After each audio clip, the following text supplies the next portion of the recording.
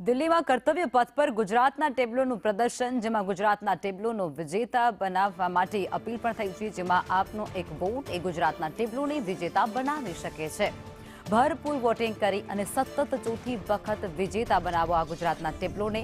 ગુજરાતનો ટેબ્લો જે સ્વતંત્રતા કા મંત્ર વંદે માતરમ થીમ પર આયોજિત હતું અને તેને હવે એક વોટ કરીને તમે એને વિજેતા પણ બનાવી શકો છો, એટલે કે વધારે ને વધારે આજે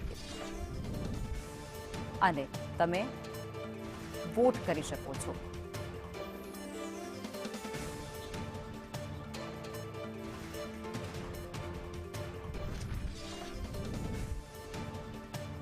વોટિંગ લિંક જે આજે રાત્રે 11:45 વાગ્યા સુધી ખુલ્લી રહેશે। દિલ્હીમાં કર્તવ્ય પથ પર ગુજરાતનો ટેબ્લો પ્રદર્શિત થયો છે અને તે અંતર્ગત તમે વોટ કરી અને તેને વિજેતા બનાવી શકો છો।